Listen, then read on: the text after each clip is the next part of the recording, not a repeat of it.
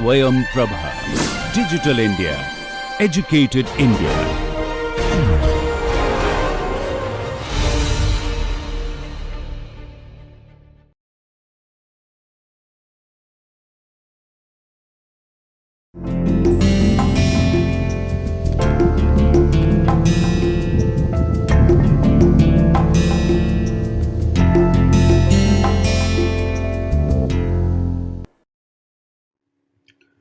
So in this lecture, we are going to understand pool boiling heat transfer and what are the different characteristics, how do we model the pool boiling, and what is pool boiling to begin with.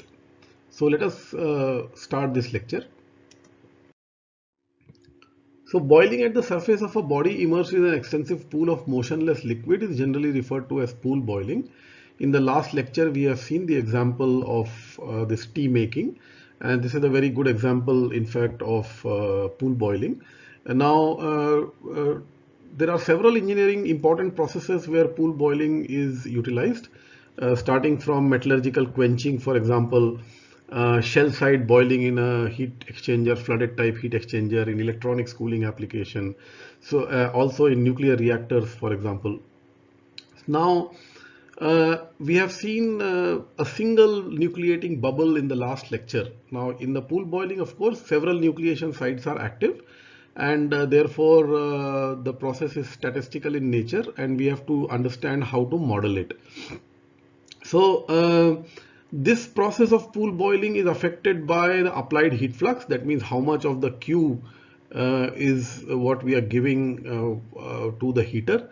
And then, of course, the degree of superheat will be decided depending upon as we have said in the last lecture, depending upon the active nucleation sites, what type of a physical morphology you have, and what is the thermophysical properties of the fluid which you want to boil. So that will determine the degree of superheat, which will be the degree of superheat means the difference between the wall temperature here and the bulk fluid temperature, which is the saturation temperature. Then the thermophysical properties of the fluid which you want to utilize, naturally the surface tension, the specific heat, as we have seen. The Nusselt number will depend on the Prandtl number, the Jacob number, the bond number, and the buoyancy number, which we have studied in the last lecture. Also, we have seen that the surface material and surface finish will affect the cavity size distribution, and therefore it will affect the number of nucleation sites and therefore the pool boiling heat transfer. And then lastly, of course, the length scale of the heater. In our discussion today, we will confine the discussion to those type of heaters in which the heaters are not very small, in fact, and the bubble departure diameter and the length scale of the heater is much larger than the bubble departure diameter. So if the heater is very small, then the bubble can completely engulf it, and so therefore the heat transfer may be quite different for such small heaters. Now let us understand a simple experiment first. We can think of a small wire. This was one of the initial experiments which was recorded by Nukiyama. We will just in the coming lectures, in the coming slides, we will be talking about the Nukiyama curve.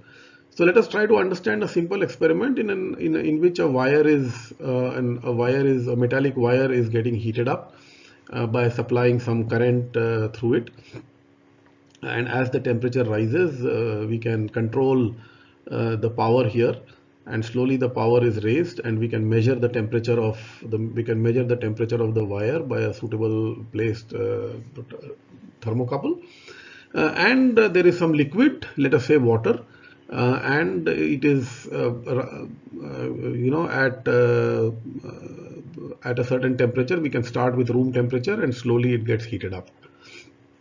So what happens is that, let us assume right now that the water is at 100 degrees, and we can do this experiment either with a constant heat flux or a constant temperature. In this experiment, it is the heat flux which can be controlled. So what do you see when you slowly increase the heat flux? So initially, as the temperature of the wire gets increased, to a small extent, let us say it becomes 101 degree centigrade. You will see that immediately natural convection will start, because the density of the water will at higher temperature, at 101 degree, let us say, is the density becomes lower than the surrounding water, which is at 100 degrees centigrade. And right now no bubbles have started, but natural convection will start. So this is the first part where there are no bubbles, so bubbling has still not started.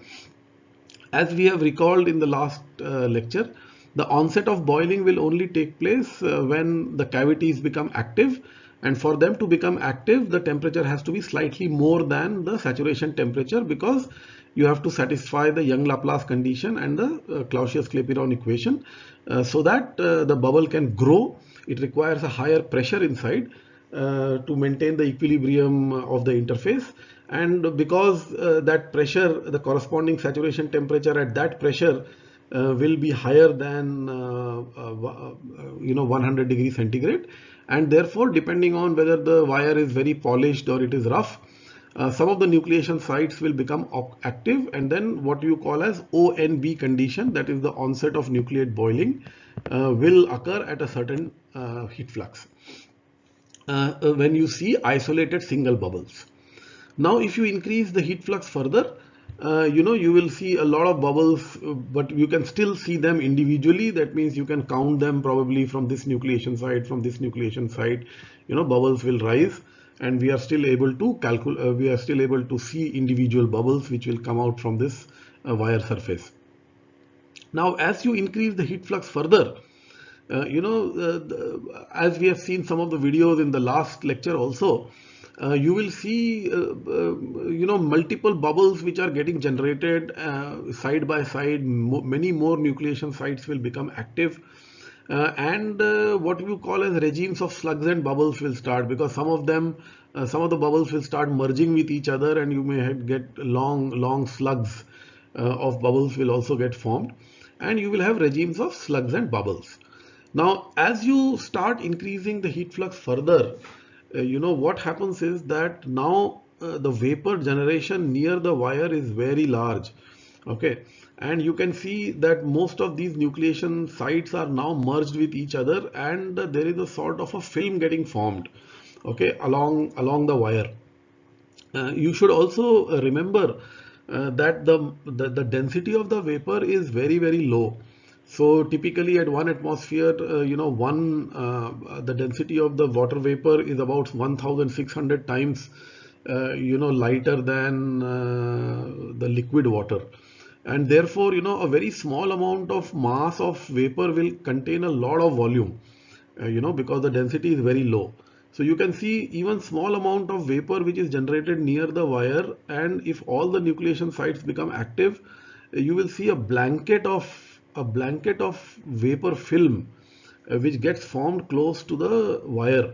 And this is the transition, actually, in a sense that you can now see that initially, the liquid was in touch with the wire, so the higher density fluid was at the bottom, and vapor bubbles were rising. So this was happening in the individual bubble regime, for example, here. But later on, what you see is that the lower density fluid is actually engulfing the wire here, and you are forming a sort of a film of vapor, and this film completely covers the entire wire. And naturally, intuitionally you can feel that now, because the vapor is in touch with the wire, the heat transfer will drop down quite a lot, because now in fact the temperature of the wire will go up, because the heat transfer has gone down, and a certain amount of radiation heat transfer will also start playing a role, in which the heat actually, the wire radiates the heat to the liquid, and then at the interface the vapor gets formed in this direction.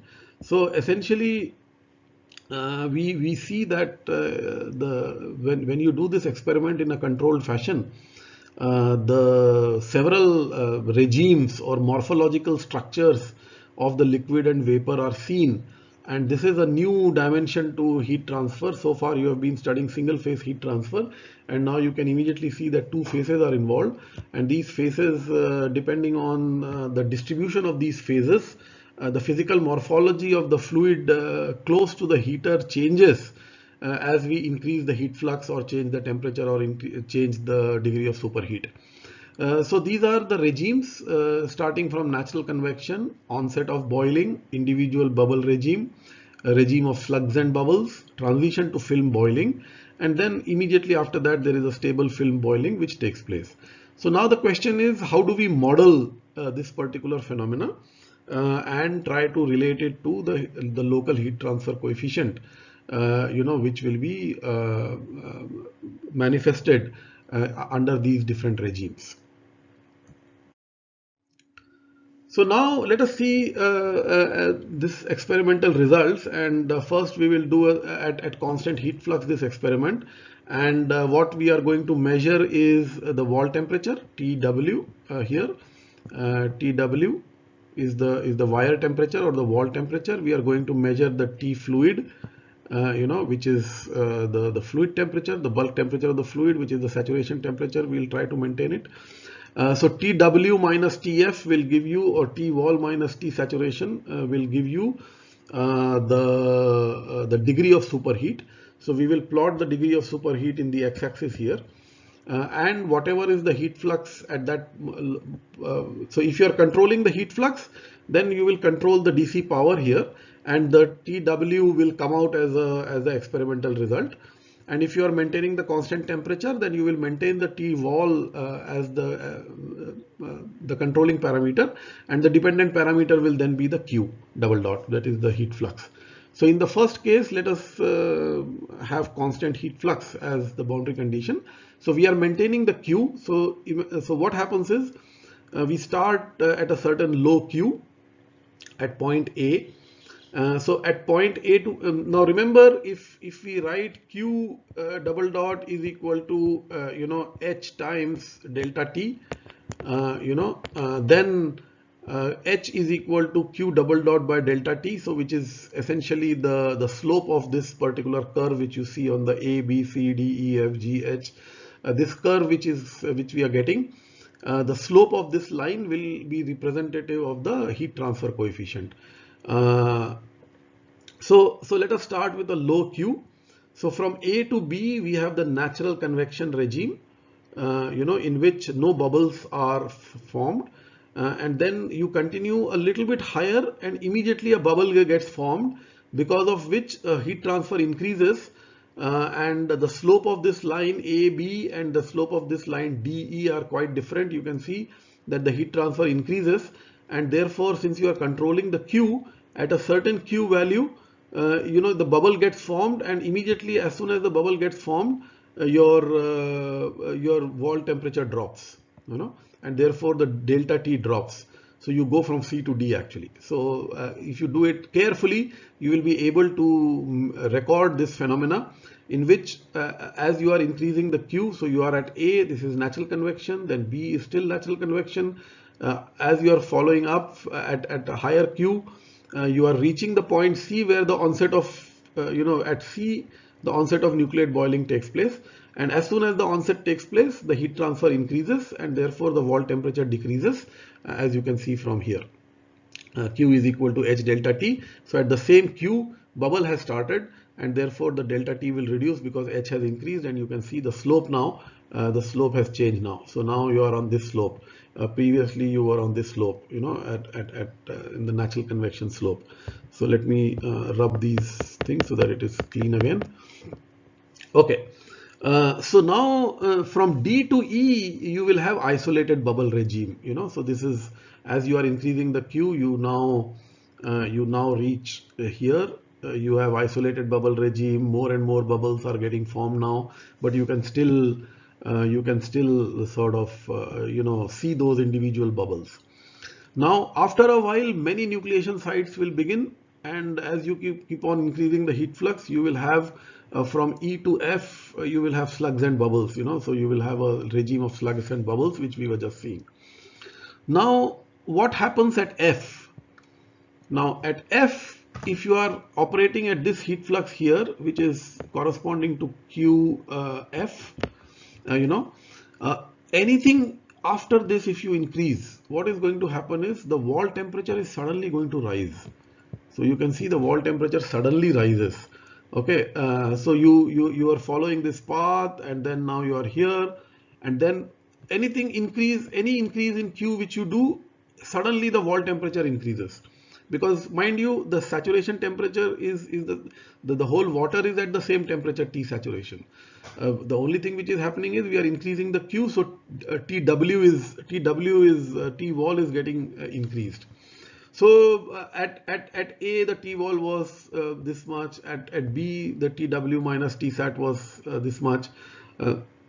Then the wall temperature dropped, from C, a little drop, and then the wall temperature continues to increase up to this point, and any increase further from Q here will suddenly increase the wall temperature.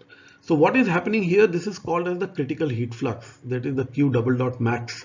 And from then F to G, from this point onwards, the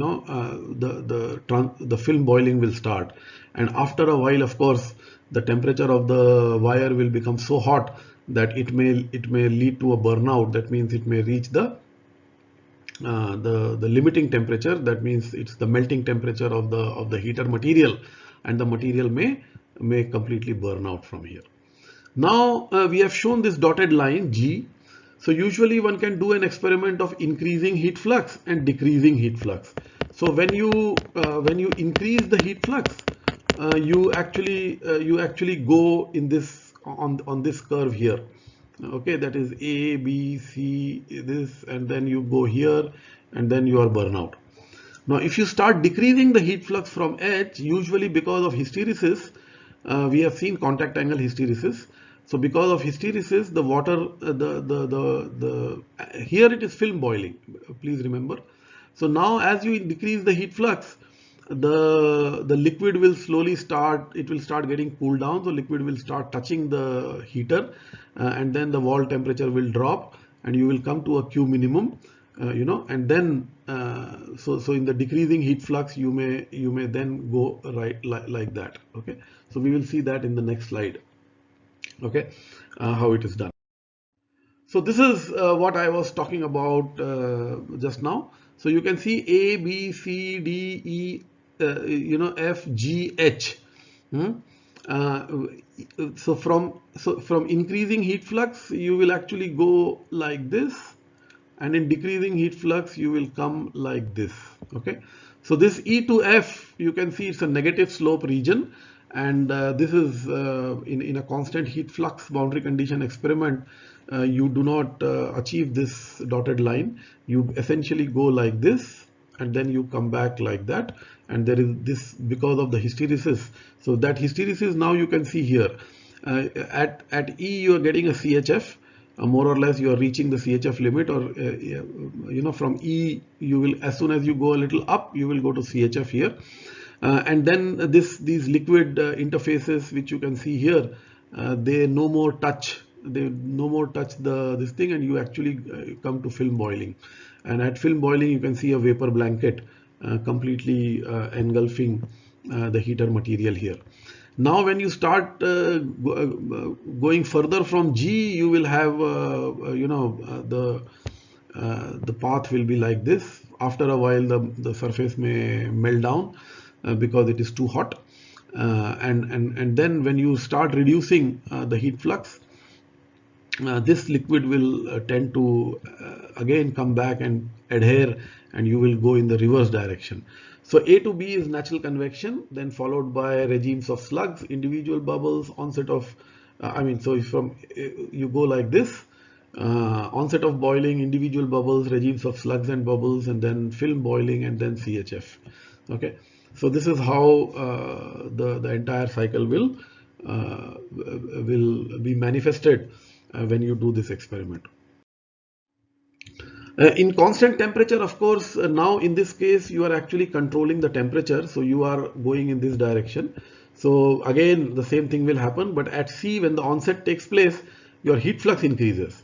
So in this experiment the heat flux is the dependent parameter. So as soon as you come to C, a little increase in temperature will increase the heat flux enormously, and then again the slope changes now. This slope is as we have seen, this is the heat transfer coefficient, and this slope increases, and then you follow up to F.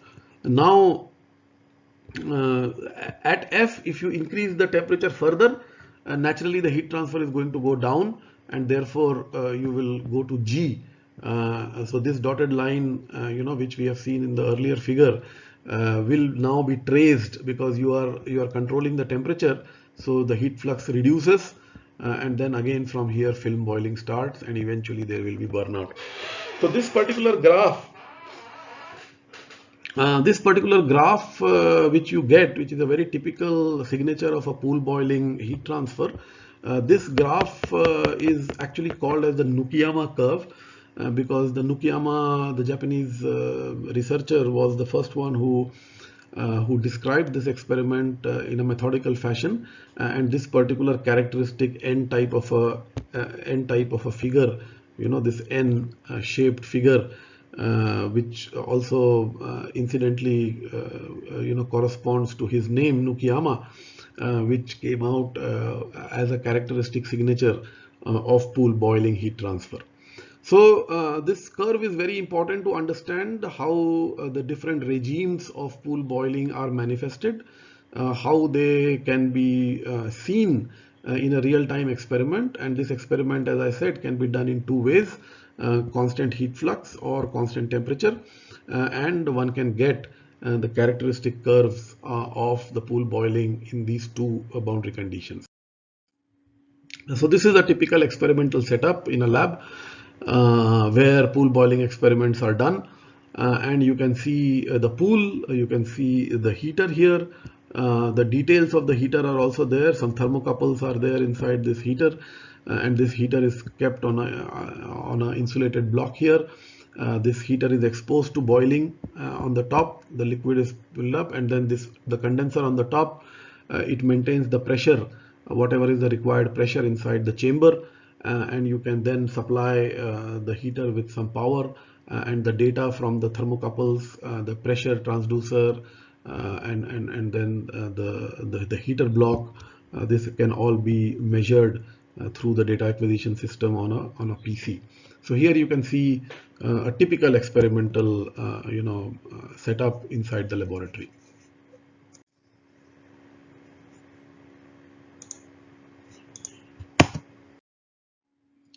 So if you see the data which is recorded for the nucleate pool boiling from an experimental setup which we have just seen, it is evident that it will be difficult to obtain any general theoretical method for calculating the heat transfer coefficient. The experimental data is as shown on the right hand side in this figure, and this pertains to the nucleate pool boiling regime. That means the natural convection regime, which is below this, and this is the CHF more or less of beyond this point will be the CHF. So this is the portion of the curve, Nukiyama curve, which is for the nucleate pool boiling. So this is the data, and as you can see, the heater is rotated from 0 to 180 degrees nearly, and we can see that at a particular degree of superheat, the data for horizontal heater, is the heat flux in the reverse direction actually is coming out to be much more than the vertical, the horizontal heater, as you can see from the symbols here. Which is quite obvious because when the heater is flat, the bubble just rises on the top, but when the heater is nearly 180 degrees, then the bubble, as it goes up, it sweeps the entire surface, and disturbs the complete boundary layer. So several of these bubbles, they will swipe the surface clean, and therefore the heat flux in the reverse direction of the heater, at 175 degrees orientation, is actually coming out to be quite high as compared to the horizontal heater. Anyway, the main reason behind the fact that we cannot have a general theoretical framework for modeling nucleate pool boiling is because of the fact that these nucleation sites, they become active or not active depending on the physical condition and the preparation of the surface, how well the liquid wets the surface, which we have seen in our last lecture, and how are the cavities trapping gas or vapor. So we need to now, have some mathematical framework to model this type of a curve. Mind you, this is a log scale. So delta T, TW minus Tsat, and the X and the Y axis are plotted on the log scale here. So we need to model pool boiling, and how to do that is what we are going to do next. So let us look at some general observations of the nucleate pool boiling data.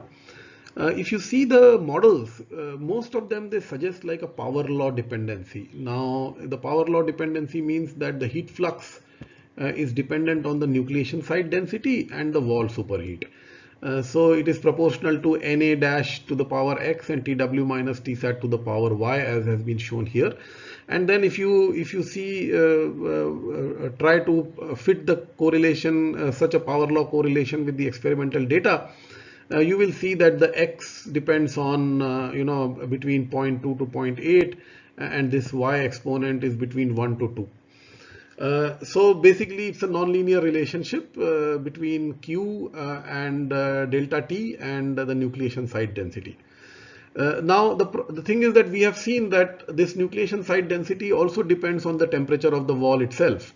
So the heater temperature and the which nucleation site will become active, we have seen in the last lecture that depending on the nucleation site geometry, the depth and the wettability of the fluid and the radius of the cavities, this itself is a function, this Na is a function of Tw. So if we take general engineering surfaces, then most of the systems it is very difficult to count the nucleation sites. So then people started generally fitting Q as a function of delta T, and you see that the A comes out to be of the order of 3 to 3.3. So what it means is that the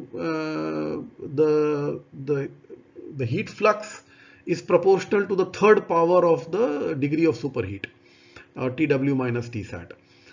Because in general, you can assume that most engineering surfaces have a cavity size distribution, which comes because of the machining process or the drawing process or the manufacturing process of that heater. And typically it will be very difficult to count the nucleation sites. So without bothering about the Na, if we just plot Q as a function of delta T, we will see that in boiling heat transfer, the Q is proportional to the third power. Most of the data sets, especially of water, will adhere to this type of a power law variation. Now, in terms of mathematical modeling from first principles, because active nucleation site density is a function of the controlling parameter, which is Tw. So there is a sort of a circular effect, and we cannot count the number of nucleation sites at different regimes of pool boiling or in this region. And therefore, and the bubbles are also, it is very difficult to calculate the bubble departures or frequencies, and therefore, statistically speaking, we know that Q double dot is proportional to delta T to the power 3 of that order, but this is just a thumb rule, and fundamental modeling needs some more inputs.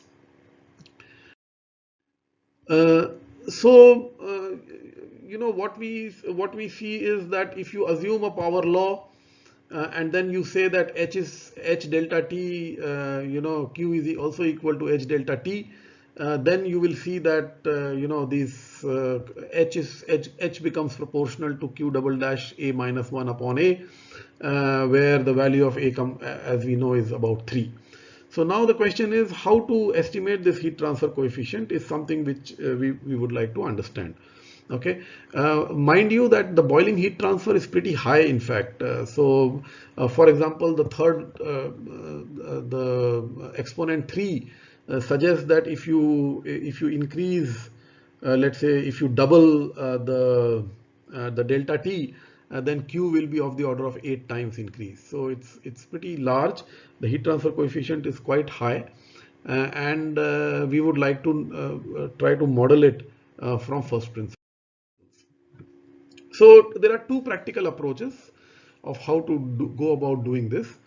The first one is you somehow include the effect of surface texture, which is not so easy. And then the second thing is ignore all surface effects and produce a method which predicts the value of heat transfer for a given heat flux. Okay, so usually a hybrid technique is usually applied, and it is assumed that we are talking about normal engineering substrates which have a uniform distribution of different cavity sizes, and it is not very polished or a special surface. These are when we talk about the third power law of the exponent 3, this is typically applicable to normal engineering metallic surfaces which are used in heat transfer applications. So now, with this background, let us try to see what Rosenau did, in terms of fundamental understanding of pool boiling. So what the main idea of the Rosenau model, it goes back to Jacob and Linke in 1935, who actually described the pool boiling in a very systematic way for the first time in the scientific community. So what the model was that it essentially says that, okay, we extend the idea of our single phase understanding to the two-phase system. So now how do you do that? So basically there are two premises. One is that nucleating bubbles will induce motion to the surrounding fluid, as we see while we make tea. We have also seen videos that when the bubble rises up, it induces a lot of motion close to the wall. And this increases the convective heat transfer. So you have now, the single phase convection heat transfer, and that we have seen from convective transport theory that Nusselt is proportional to a constant Reynolds to the power A, Prandtl to the power B, or Reynolds to the power N and Prandtl to the power M here. So now if you extend this basic model, this power law of the single phase convection to nucleate pool boiling, philosophically what we would like to do is we would like to define a bubble Reynolds number, which and naturally the bubble Reynolds number will require us to define a length scale and a velocity scale. So in a pipe flow, for example, the diameter of the pipe is the length scale, and the average velocity is the velocity scale. But in this case, we will have to devise a proper length scale and a proper velocity scale. So if we are able to do that, then we can probably define a Reynolds number, which is the bubble Reynolds number. So what is this length scale for the pool boiling experiments, and what is the velocity scale? That is what Rosenau did, and he inserted this LB and UB in the equation of Reynolds number, and this Reynolds number can now be put into the standard equation, or the power law equation, where Nusselt is a function of Reynolds and Prandtl, and from there he tried to predict the heat transfer coefficient. So the idea was to extend the platform of single phase convective heat transfer to pool boiling by incorporating a proper length scale for the bubble and a proper velocity scale for the bubble. So what is the length scale? So Rosenau adopted the length scale to be the bubble departure diameter. Now, as you will recall the bond number, which we studied in the last class. Okay, so bond number was a ratio of the surface tension forces to the gravity forces, or the buoyancy forces. The buoyancy forces are represented by G delta rho, and the surface tension is by sigma. So sigma upon R, for example, or sigma upon D. So what it tells you is that uh, the the departure diameter or the length scale when the bubble will depart is when the buoyancy force takes over the surface tension force. So as the bubble grows, it sticks to the wall because of the surface tension, but as it grows bigger and bigger, its volume increases, and therefore because of the fact that G into delta rho is increasing, the volume is increasing, and therefore the buoyant forces are increasing. So a stage will come when the buoyant force, the bubble will become bigger and the buoyant force will be overcoming the surface tension force, and at that time the bubble will depart. So this departure diameter was taken as the length scale in the Rosenau model, and as you can see from the definition of bond number, we can see the departure diameter as sigma upon G delta rho under root, and with a constant which is multiplied here. This constant is because of, as I said in the last class, it is the contact angle which is not really known. So when it is hydrophobic, the surface forces are low. When it is hydrophilic, the surface forces are high, and therefore some constant needs to be multiplied here so as to get the proper length scale. And what is the velocity scale? The velocity scale can be conveniently derived from the fact that the bubble velocity depends on the heat flux. Also, if you have a smaller latent heat, then naturally the bubble growth will be faster, because the latent at a very small latent heat, the vaporization takes place, and the liquid mass gets converted into vapor mass, and then the vapor volume is pretty low, therefore rho v is also in the denominator. So if you see q double dot divided by rho v hfg, you get a velocity scale meters per second.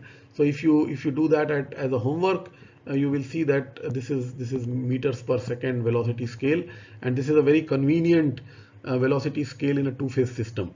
So what we do is we actually define the Reynolds number. You put the velocity scale as q divided by rho g hfg, and the length scale of the bubble as coming from the bond number here. Okay, so this because you know the thermophysical properties sigma and G delta rho, so you put that, and then you find the Reynolds number. The Prandtl number is already known to you, so you put this Reynolds number here so that you can get the Nusselt number for pool boiling.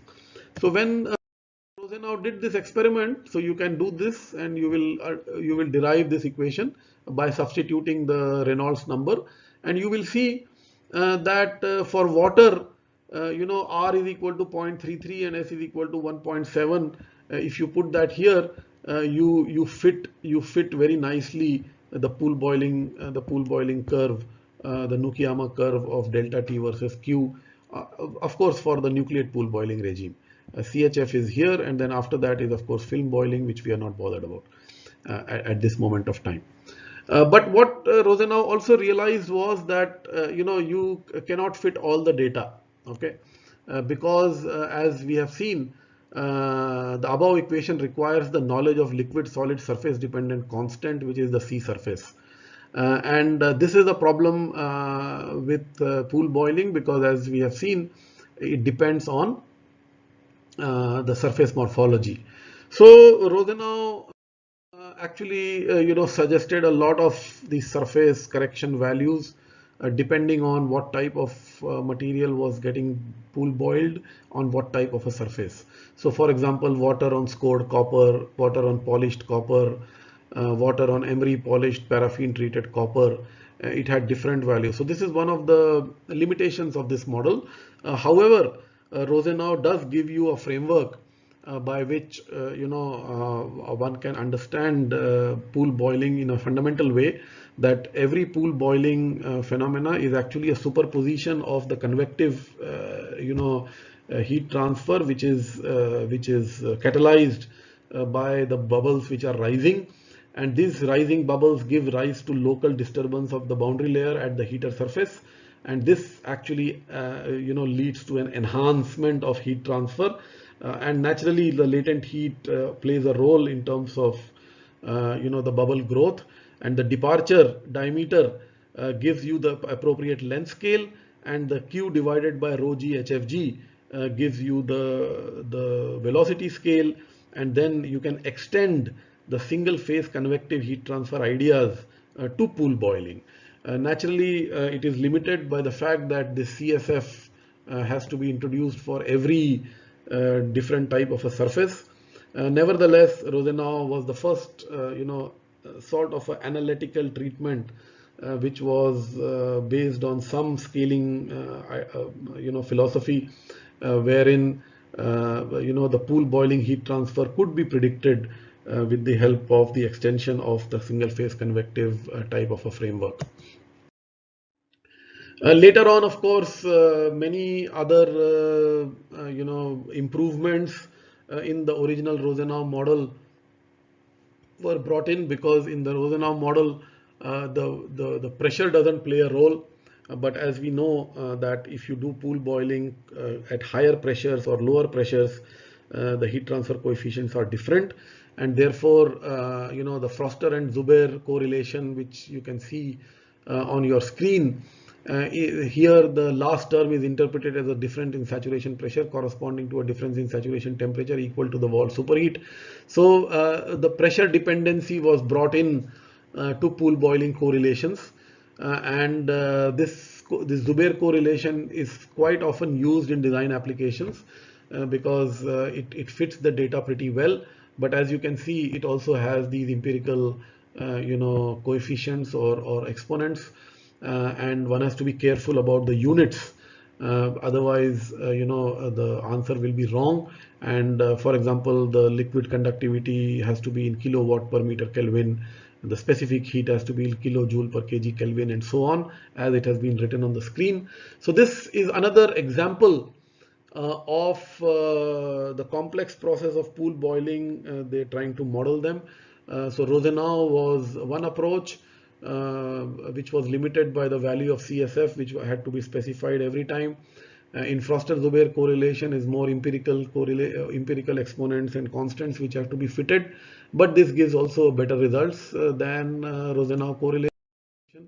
And then industry prefers simple correlations which do not bother about the surface conditions or other things, and therefore the Stefan Abdel Salam correlations, which are very simple, straightforward correlations which talk about Q as a function of delta T, and as you can see, most of the exponents are of the order of 3. 1 upon 0.3, 1 upon 0.33. So you can see the third power law still more or less exists for many range of fluids, from water, hydrocarbons, cryogenic fluids, and for refrigerants. And these C1, C2, C3 values as a function of operating pressure were provided by Stefan Abdul Salam in this International Journal of Heat and Mass Transfer paper, wherein you could directly take these values of C1, C2, C3, C4 from a graph, and the TW minus Tsat is what you apply in your experiment, and from there you can get the heat flux. So these are the graphs for C1, C2, C3 and C4. So for water, you have to read the C1, C2 values from here depending on at what pressure you are operating. So it takes care of the operating pressure also. And once you get the value of C1, you directly put it here, taking out from this graph, and you know the TW minus Tsat, and from there you can get the Q value. Similarly, for hydrocarbons, the value of C2 is given on this sheet here, from which you can directly read the value of C2, and different pressure values starting from close to atmosphere to very high atmospheres. These values for different hydrocarbons like acetone, methanol, heptane, hexane, ethanol, benzene, heptane, etc. are given on this sheet. Here we have cryogenic fluids, the value of C3, which can be directly put here, and then we can get the value of the Q as a function of delta T. So this is for cryogenic fluids like helium, neon, nitrogen, methane and ethane, ethylene. And finally, for refrigerant, some of the chlorofluorocarbons is given on this particular slide number 21. So here also you can directly get the value of C4 depending on at what pressure you are doing the pool boiling of refrigerant, and you can get the value of Q for nucleate pool boiling.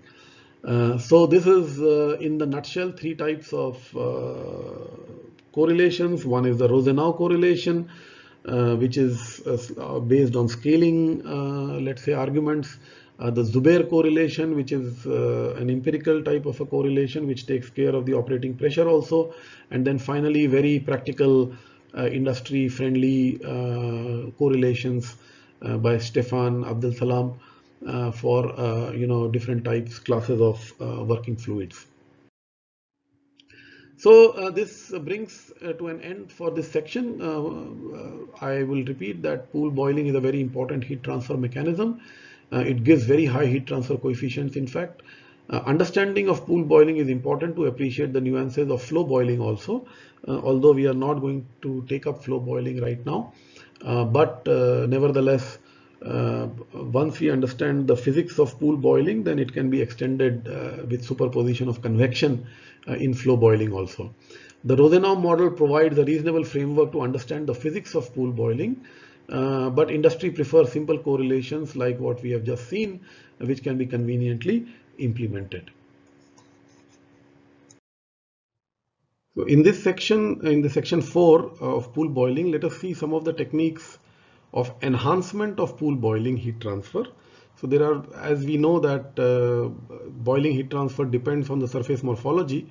So the surface morphology can be tweaked, it can be engineered to enhance the heat transfer. So we will recall that the boiling occurs on preferred locations, and the nucleate boiling depends on the number of active nucleation sites. So if we increase the active nucleation sites, and if we make sure that many nucleation sites are active, then the overall heat transfer coefficient will increase, because the surface morphology, as we have seen in the last lecture, plays a very important role in nucleation. So how do we do that? There are several surface treatment methods which are available to enhance nucleation site density on boiling surfaces. And what we can do is we can do sintering of powder on the surface, for example, as shown here. The brazing or flame spraying or electrolytic deposition or foaming can be done so as to form the local surface area near the heater can be increased by a porous deposition, and this actually helps in increasing of the nucleation sites because this is like introducing additional roughness on the surface. So these are like the deposition of formed cavities on the surface. We can also make mechanically formed cavities which are designed in such a way that they entrap gas or vapor, and therefore they will become active very quickly or at a low superheat. So what is done is actually enhanced tubes are manufactured like this, in which they have re-entrant cavities. So what are re-entrant cavities? They are like the type of schematic which is shown here, because most naturally occurring sites are not re-entrant. In a re-entrant cavity, the interface curvature reverses when the liquid penetrates the mouth of the cavity. So as you can see here, if you have an ink bottle, if you know in the olden times we used to have ink bottles in such a shape. So if the cavity is of the ink bottle shape, which is shown here, then what will happen is the liquid, when it tries to enter it, because it has a contact angle because of this surface, which is an ink bottle, this reversal of surface is there. Because of that, the contact angle, the liquid will then tend to be like this, and once the curvature becomes negative, then this vapor is not able to go out, and therefore such cavities will always trap gas. So re-entrant cavities, of course, can be of various shapes and sizes. and these can be made, there are certain companies who specialize in making this type of re-entrant cavities on the surface of tubes, and these are called as enhanced tubes, and they essentially help in generating nucleation sites and enhance the heat transfer. So as you can see, artificial cavities are made. You can see pictorially here, bubble nucleation is enhanced. When the liquid tries to penetrate, it is not able to penetrate inside because of the ink bottle shape of such cavities. They have a small opening at the top and a larger volume below it. And this can be done by mechanical swaging action, for example, as shown here. You can see that the top portion of these fins is mechanically deformed so as to form such cavities with a small mouth at the top, and now when the liquid starts penetrating inside, it forms a reverse meniscus here, and because of which the vapor gets trapped here, and this helps in further nucleation. So these type of mechanically deformed re-entrant cavities are specially made for enhancement of pool boiling, for example, in the petrochemical industry and distillation systems.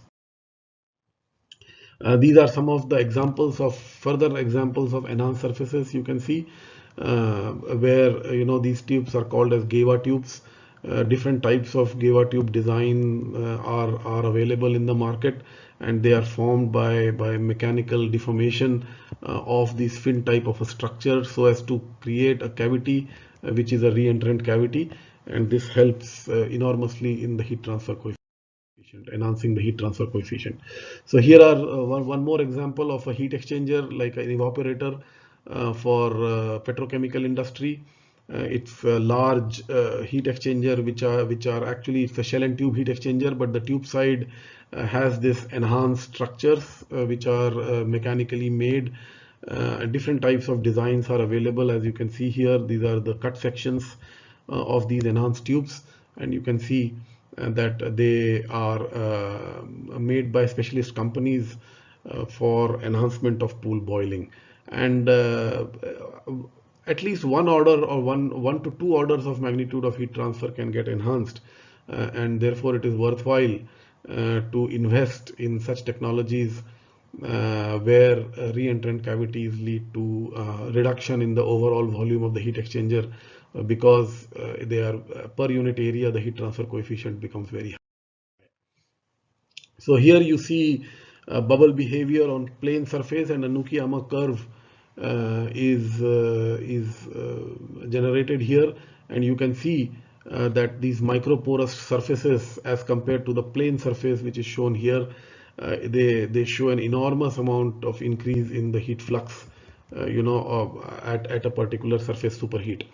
Also, the bubble behavior is quite different on such type of tubes, because you get enhanced bubble activity, and several bubbles, and the departure frequency also increases. The shape and size also changes, and this is some data for FC72 on pool boiling curve, which shows a tremendous amount of enhancement because of such specialized surfaces. So to close the lecture, boiling heat transfer strongly depends on surface morphology. This is something which we must remember. Natural cavities where nucleation takes place are typically non-re-entrant, but re-entrant cavities, they trap vapor and hence enhance nucleation, and the resulting heat transfer coefficient can be an order of magnitude higher than simple plane surfaces. There are several ways in which simple metallic surfaces can be converted to enhanced surfaces, and many of these techniques are employed in the industry to make very compact heat exchangers for two-phase pool boiling duty, and such type of re-entrant cavities, they lead to a reduction in the size and economical activity of running the heat exchanger. So with this, we come to the closure of this lecture, and if you have any questions, please don't hesitate to contact me. Thank you very much.